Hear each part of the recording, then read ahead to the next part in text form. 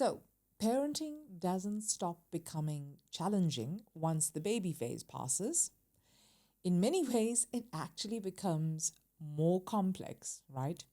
And as your children grow, so do their emotions, their frustrations, and reactions to the world.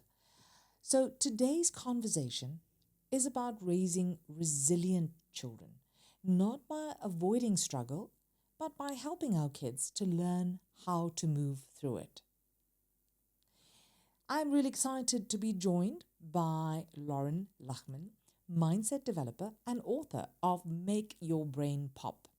Now, Loren works with parents and children around growth and mindset thinking, helping families understand how the brain works and how our thinking and language can shape behavior and resilience.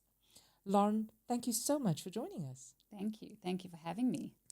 Well, parents often say to me, right, my children give up so easily. Let's start there. You've probably heard this as well. My kids give up so easily. Why do you think they see this so often? So I think that parents are actually accidentally, not intentionally, but they're accidentally teaching their children to give up easily. I think that when a child is struggling with their homework and you are there to rescue your child, Yes. and when your child leaves their lunch at home and you run to school and you drop off their lunch, if they don't make the sports team and you advocate on their behalf, you know, if they're having a conflict with their friend and you phone up their parent, I think parents intervene way too much. And what we actually are doing is we're creating a learned helplessness. And through this learned helplessness, it's actually teaching our kids to not be able to struggle for themselves. And it's really about sitting with this frustration. Yes. And that's what the frustration is really what builds the growth. So kids really need to sit with the frustration. They need to struggle. And through the struggle, they'll learn that they won't give up easily. I'll give you an example. I mean, when my kids were small and they started doing puzzles, I found that it was often frustrating for me to watch them struggle. I think a big part of it is the frustration element. But if I actually did it for them, they wouldn't have been able to grow. So you have to step back a little bit. Be there, but watch them grow. Watch them go through the struggle. I think that it's obviously, and I mean, if you're going to give your 3-year-old a 100-piece puzzle, I mean, there's absolutely no ways that we could expect that of them. And, you know, but it's really about, it's about stepping back, saying, I'm here.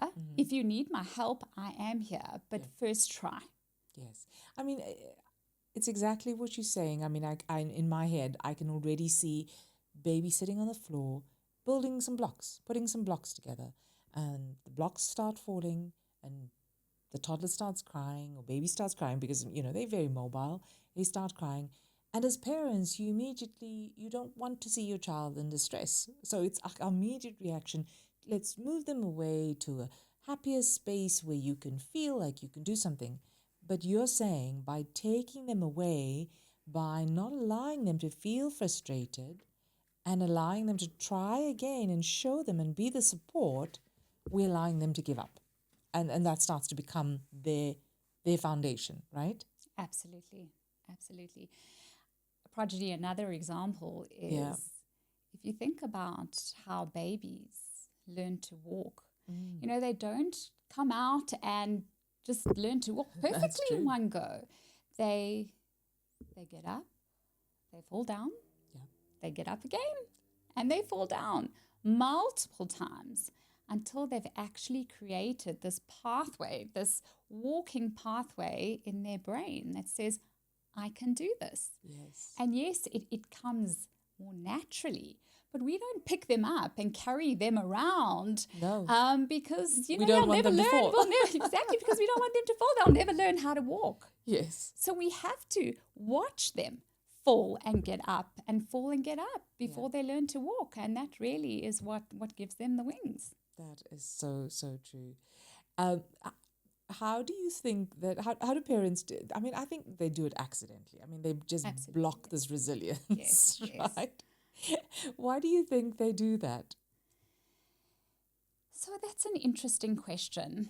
I think that we are trying to make things so easy for our kids. It's so interesting because helicopter parenting, and I'm sure you've heard of that term Yes. before, is where we really hover over our children Yeah. and we stand by their side, watching them do everything and kind of almost feeling like we need to control, have that sense of control. But now we've actually upgraded to lawnmower parenting, which is trying to remove every obstacle in their path before they actually encounter I love it, which is really problematic. Yes. Yes, I get you. But do you think children are born resilient, or do you think resilience is learned? I mean, you look at it, right? And we look at the playground, or we go to a play date and moms and play groups, and we take baby with, and we look at these other children, and moms go, "Oh my goodness, look at this little child." And my baby is still cocooned and hasn't done that yet, because we compare, right? And so we notice that some children are a little bit more resilient than others. So do you think it's about that nature or nurture? I think it's a little bit of both. I think that children are naturally a little bit more resilient. Like I said with the walking example, they don't think in their mind, oh, I fell, I'm not going to get up now. Yes. You know, they have this kind of persevering mindset where Yes. they do get up and they do carry on. I think as we get older, it actually becomes a skill that we need to learn. I think we need to build our resilience. And it's children they're watching us. They're watching us. They're watching how we handle things.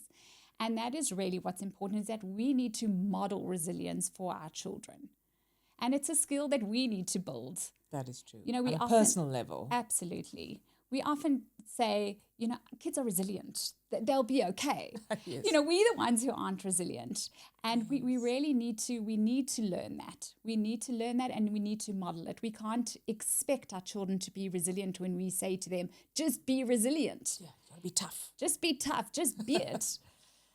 But going back to exactly what you said now, I mean, modeling the behavior that we model, it's, like they say, children learn from what they see, not what you tell them, but what you show them, what you do in your own behavior.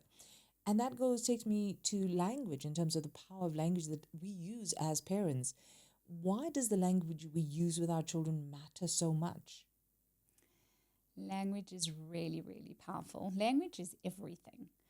You know, when we talk, we don't often think about what we're saying. When we think things to ourselves, we don't often think about our thinking, the metacognition. But when we become aware of our language, when we become more conscious about our thinking, we can actually take our self-limiting beliefs that we become more aware of, and we can turn them into empowering statements, empowering messages. And this is really what can set someone up for mental success, can set us and our children up for mental success. And how early do you think does language start shaping these beliefs in children and what they see? Really, as early as possible. Like I said, in the womb, our babies actually can hear our voice. Right. And that is where language is so important. And we never really give that thought, because we always think that maybe, it's when our kids are old enough to actually understand and comprehend what we're saying. We think maybe we need to wait for our children to be grown-ups before we can actually have these conversations with them about mindset. Yeah. But this is really something that's shaped so early on in life. The foundation phase is really what is so important in terms of getting this language, getting the language. I wouldn't say right because we're never perfect Yeah. and we always mess up, but it's just about thinking about our thinking. Okay. So, if you had some advice for parents on what would you say to them in terms of how they could rewire their self-talk? The first point is to be aware. Mm. Awareness is critical. Yeah. Once we become aware, Right. then we can reframe. But before we reframe, we need to pause. And I think that the pause, that is the space where we can choose our response. And it's all happens in that pause. And that is why that pause is really, really critical. Yeah. We need to be aware, we need to pause, and then we can respond. And it all takes practice. We've got to keep on repeating this behavior over and over again until it actually becomes a part of who we are. That is because we are so instinctually want to react. We want to respond immediately. You say something, but it's about teaching ourselves as parents to pause, to be aware of the situation, and then decide how we respond. Yes. And being mindful, I suppose, in the background that whatever we say, our children are listening and watching and learning, right? Yes. And we forget that. We do. We do, because we're so busy, with life and Yes. living and people around us. But our children are watching every step of the way. Yes. Yeah. They are. Anyway, let's move on to that productive struggle and safety, right? What does productive struggle actually look like for a child? I know we talked about, allowing them to fail, to not give up. So sometimes they are really struggling and then they flip their lids, and so how do you manage that kind of situation? So the productive struggle is really what happens in the space between not knowing and knowing. Mm-hmm. I call it the messy middle. This is chaotic sometimes, it's non-linear. This is really where growth happens in the productive struggle. And I often use this story to talk to my kids about. Okay. And it's a beautiful story. It's about a moth that's about to emerge from its chrysalis. Right. And what happens in the chrysalis is that the moth struggles for up to an hour to emerge. And if you're actually watching this, and I've never seen it before, but it must be quite frustrating. You want to be able to rescue this moth. You feel that you Yes. need to be there, you need to rescue it. But actually what's happening in that hour is that this moth needs to go through this process of struggling in order for the fluid to actually be pushed up into its wings, in order for it to be able to fly and become a butterfly. And that is what is so fascinating about the productive struggle, because when we actually think about it that way, that is what we all need to become butterflies in this world. We need to push through the hard, and even though we want to save it and rescue it and cut it out of its chrysalis, we need to let it go through that productive struggle. And it's exactly the same with our children.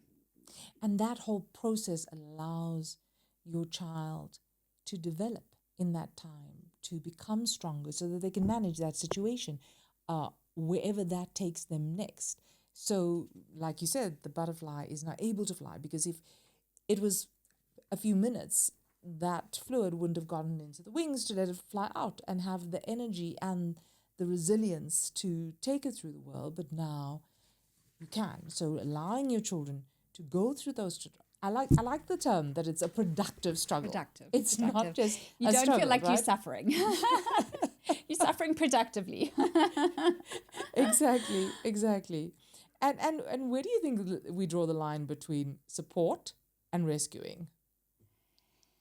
So that's really interesting. I think that in order for us to learn, things can't be too difficult or too complicated, because then we don't learn. Yeah. And if things are too easy, we don't learn. So we've got to be in that space, which I call the messy middle, and allow our children to learn. But I think that we need to be available. We need to be around. Yeah. We need to just take a step back and say, I'm here if you need me. And the most important thing is saying to them, you try first. I often feel that my kids will look to me for an answer and say to me, Mommy, what do you think this is? And I throw it back at them and say, well, what do you think? And it's allowing them to actually use their brain, for them to come up with a solution. We shouldn't be the ones who are problem solving, on their behalf. Yes. And I think that is what is really critical, is allowing them the opportunity to try and figure it out. Yes. And what is so interesting, and I find just so beautiful, and it's so heartwarming every time my daughter says this to me, it really gives me a great sense of pride. When she's struggling with something, and she's in grade 1, so she's learning how to read, and she's starting to sound out words, and she's putting all the letters together, and it's just so cute. And when she looks at a word and she says to me, and she's struggling with it, and she's trying to sound it out, and she says, Mommy, don't tell me. I'm figuring this out. Oh. And that is just what makes it so beautiful, because I can see her brain. Her brain is working, and she wants to figure it out, because that's what gives you that sense of reward, that internal motivation to keep on going. It's a productive struggle, and she is prepared to struggle to figure it out, because you've laid that foundation that it's okay to struggle, to figure out how to put the puzzle together. Might take time. It's not all going to land, in the first go. You might have multiple pieces, but you've laid that path, and that's what we need to do as parents. Allow our children to struggle productively so that it can rewire the brain, I suppose, right? Absolutely. And another point just to make is that our brains are malleable. Our brains can change. Our brains adapt. Our brains can grow. And when we actually understand that is when we approach challenges in a different way. I mean, think of it, if you're walking through long grass, and the first time you walk through the long grass, it's quite difficult to find a pathway because there isn't one. But every time you walk through the long grass, you start creating a pathway, and it starts becoming automatic. So the more you actually do something, and the more you practice something, you are actually creating a new neural pathway in your brain. And that is really about the process of learning. It's about understanding that our brains can change and that our brains can grow. And through practice and perseverance, that is how we create pathways. That's amazing. It really is. It's little things that we take for granted, right? Now let's go to make your brain pop, right? Helping your child master a mindset of power, optimism, and perseverance. POP, right? Take us through the term, the POP with the acronym for children. How does this work with changing, our children's mindset? Yeah, sure. So the POP stands for power, optimism, and perseverance. And the POP is really about a mindset. It's about creating a framework. It's almost like a methodology that I've created that can help anyone, any individual, an adult or a child, really learn to navigate this world. You know, we really are living in a challenging world. Yeah. Life has become a lot harder.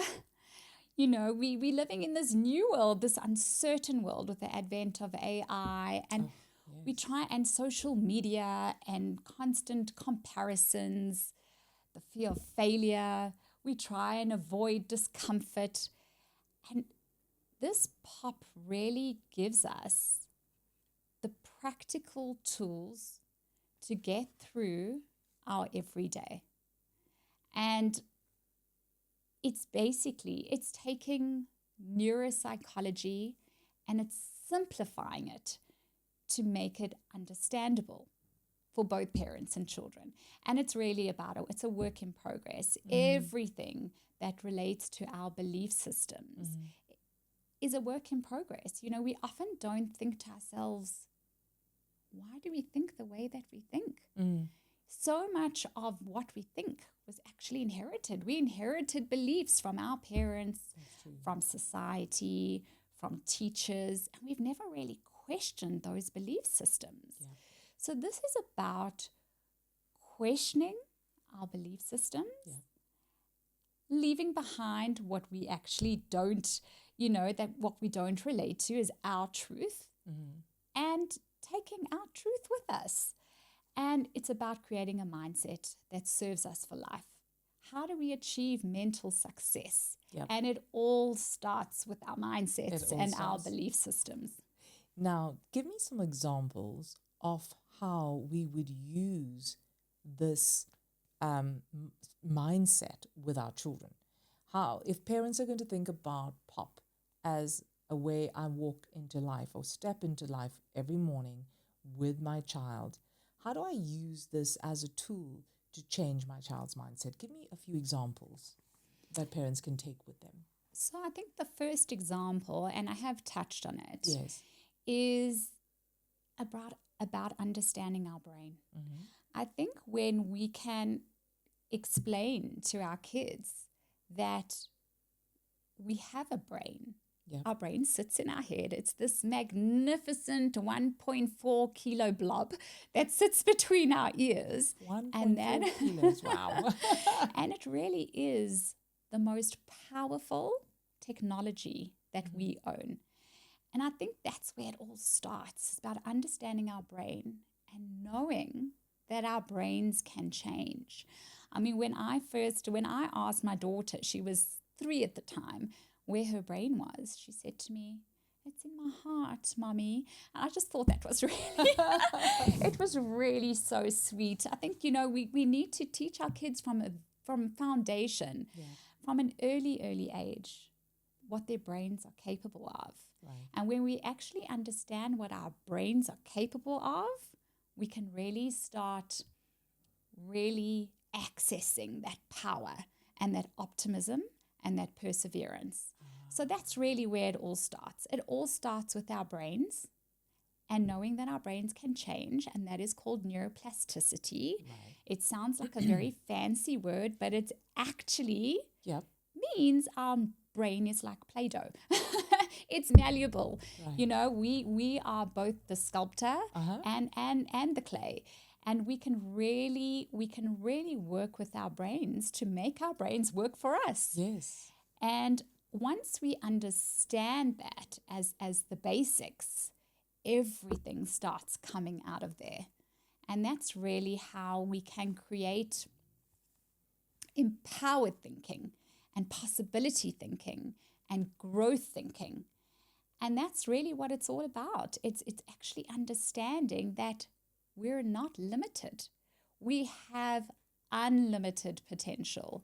And when we access this and use the tools of the pop mindset, which I actually talk about in my workshops, that is really how, and they're very simple to understand, but that is how we can start unlocking our pop, I call it. That's wonderful. What would you if I had to ask you to give parents one piece of advice in terms of something that they could do every day with their children, Yes. give me something that parents can take away and try and practice and see how this pop mindset can change their way their children think and behave. Yes. There are 1,000,000 things that we can do. I'm sure. But to start with something that is really simple is using the teeniest, tiniest word. And that word is yet. Yet, you might be thinking, how strange, but yet actually is really, really powerful. When we think to ourselves, I can't do this, or I can't do that. We do it all the time. Also, I find myself doing it. Oh, I can't do this. It's just too hard. Yeah. Or you hear your child saying, oh, I can't do my shoelaces. I can't do this maths problem. I can't do this. I can't do that. I can't swim. I can't do maths. We tell ourselves and our children, I can't do this yet. Because what the yet is really signaling to our brain, it's telling our brain that this is a process. You know, I can't do this or I can't do that is very final. It's very fixed. It's saying this is where the story ends. Yes. And that is it. Yes. It's final. But when you add the word yet, it is really about a door opening. It's about this world of possibility that we're opening ourselves to. And it's about a journey that we're going on. It's about a process. And watching this journey unfold and watching this process is just so beautiful because it's not about being, it's about becoming. And I think that is really what is so critical in understanding that growth is not stagnant. Growth is something that we're doing. We are, we're becoming. Yes. And that is really where I think that if parents use that, if they just notice once in a day that they're using finite language, I think that yet really changes everything. That is amazing because we do that so often again, and that is avoid the struggle, whether it's a productive struggle or just a struggle. We avoid it. We want our children to avoid it. We don't want them to be in pain. We don't want them to be in discomfort, So we're so ready, like we said earlier, to take them away from the situation, to give them something that they can do. But all of that prevents them from growth. And now when you add the yet to it, I love that because it makes it so powerful because there's that, it leaves open the possibility of being able to do it someday.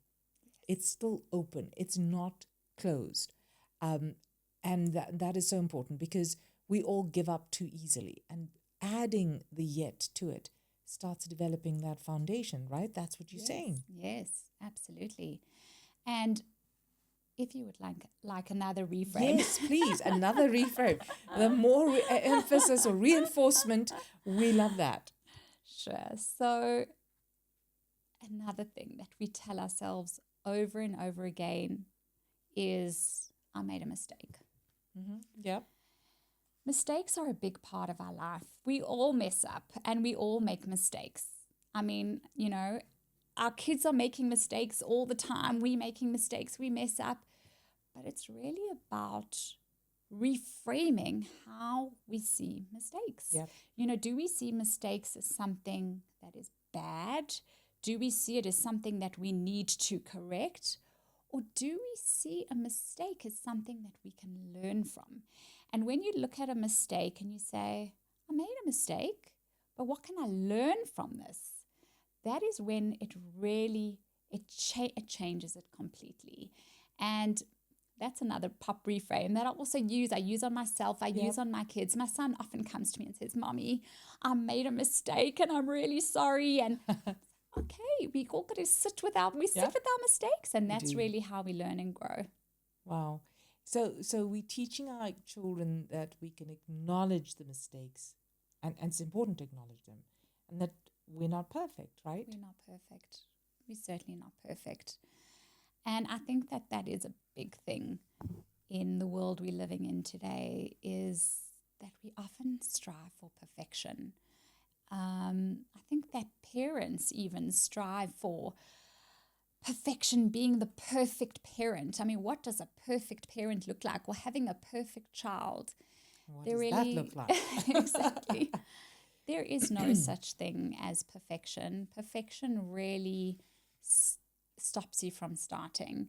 Perfection doesn't allow room for progress and for growth. And I think that it's not about doing things perfectly. It's actually about doing things imperfectly. I even see with my son's homework, when he makes a mistake, you want to erase it. You want to take your eraser and rub it out and say, Yeah. no, that didn't exist. Yeah. That wasn't there.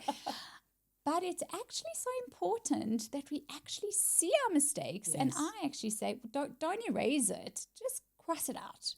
Cross it out and Yes. rewrite it. Because then you're actually seeing your mistakes and you can actually visibly see how you're growing and how you're learning. Yes.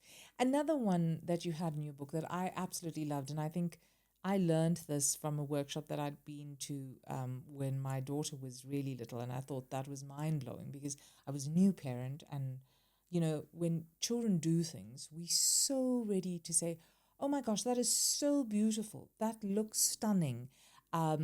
It's you did spectacularly. You came out first. But I love to see this in your book as well, because I learned early about praising the effort and not the results. Yes. Right? Take our parents through that. So this really struck me when my kids started school. A lot of the language around what they do is about their identity. Yeah. It's about them as a person. And when we praise our kids for what they are, you are clever. Yeah. You are brilliant. You are smart. You're a natural at this. This is what I call fixed praise. This is person praise. It's praising their intelligence, but it's not actually giving our children information about the process. What did they do Yes. to get get that there. praise? Yes. What did they do in that process? And that is something that we as parents, it's almost like a default. Yeah. I feel that it's so easy to say, oh, brilliant, good job, and sometimes our kids actually feel that. They feel that we're not really that interested. Are we really giving authentic praise, or do we kind of try and get them out of, good job, okay, move on to the next thing? Yes. I think that when we actually look at what they did, that effort that they put in, that perseverance, the hard work, and that productive struggle, that is what we should be praising our kids for. Now tell me, give our parents some examples of that particular one. Like, what should I say instead? So if my child brings me a beautiful drawing that she has done that she thinks is amazing, and do I just say, well done for such a beautiful drawing? What should I say instead? Or another example if that doesn't work. Yes. So I think it is quite difficult in that moment to find the right words. Yes. Because we obviously need to train our brain to think differently. But when our child comes to us with a beautiful creation, we need to think about what went on behind the scenes. What actually led to that moment of them bringing you this beautiful creation? Yeah. What went on? And I think that is what we can look for. Why did you choose those colors? Yes. What made you draw this? Or tell me about your picture. Often, my little boy who's 4 years old, he'll bring me a picture and he'll say to me, Mommy, I made this for you. And yes, it's very easy to say, oh, that's so beautiful. Yes. I love it. Thank you. But what I've tried to do is look at this picture, and I have absolutely no idea what this picture is. It's a scribble. It's just scribbles all over the page. Yes. And when I say to him, tell me about it, that's when it all unfolds. And he starts telling me a story about all these scribbles that really meant something to him. He understood exactly what was on that page.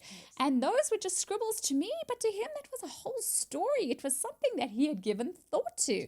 And it was something that he could actually articulate. Wow. And once that all unfolded, and once he told me the story, that's when it made me realize, wow, there's so much more to this than I had actually thought.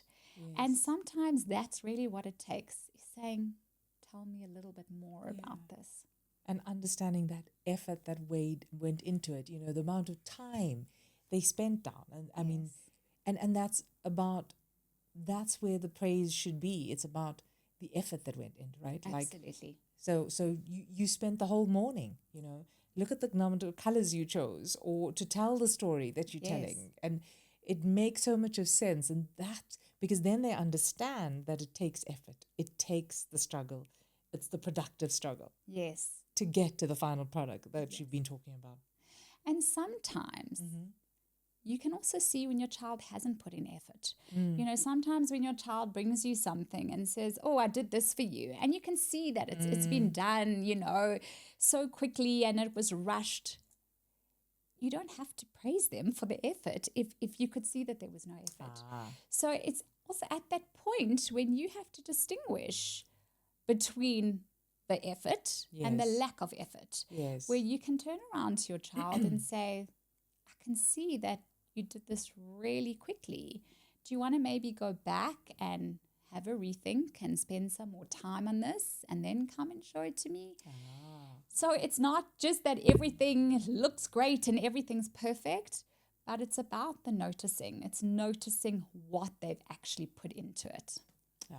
And again, it's the words you use, it's all of that. Because again, like you're saying, even if it was that your child didn't put effort into it, and by acknowledging it and praising it, your child realizes that I don't need to do much to get praise. Yes. As well. Yes. Right? So being open and honest and sincere about what you could do. And that's the support coming in, right? Absolutely. I'll tell you something interesting. I'm not sure if you've read the book, Carol Dweck's book on mindset, The Psychology of Success. No. And her book actually inspired me to write mine. It really opened up my mind to growth mindset thinking. Right. And in her book, she talks about an experiment that she did with a group of kids, two groups of kids. Let's call them Group A and Group B. And she gave both groups a puzzle. It was the same level, the same puzzle. And the first group was praised for their intelligence. You're brilliant. You did this so well. You're natural at doing puzzles. And the second group were praised for their effort. This took you a long time. You could see that you really worked hard on this. You figured this out. And after that, when these two groups were offered a more challenging puzzle, the first group that were praised for their intelligence, that they were natural, that they were brilliant, they didn't want to take on a more challenging puzzle because that actually became their identity. They didn't want to fail. They wanted to keep their status as brilliant. Yes. And whereas the second group, they said, yes, bring it on. Give us a more challenging puzzle. Because they were praised for their effort, it actually changed the way that they dealt with challenges and problem solving. And they wanted more. They wanted their brains to be challenged. Amazing. I love that. That is so...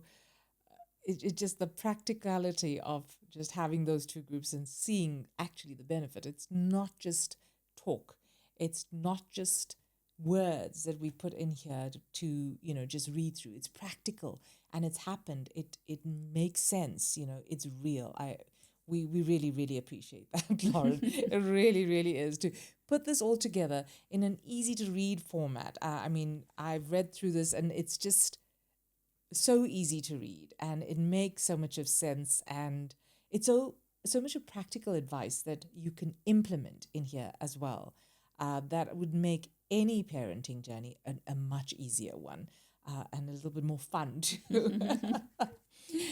So thank you so much for all your time and being with us today and sharing all this advice. Such a pleasure. Thank you so much for having me. Oh, it's an absolute pleasure, Lauren. Everything you shared with us is just so practical, and it's compassionate as well, and it allows us to grow as parents. But because growing our mindsets help us grow our children, right? Yes, Yeah, absolutely. It all starts with us. all starts with us. So congratulations again on the launch of your book, and I'm sure that it's going to be on many shelves in our community, because you definitely want to get your hands on that from Exclusive Books. Thank you so, so much for your time. We really appreciate it. Thank you.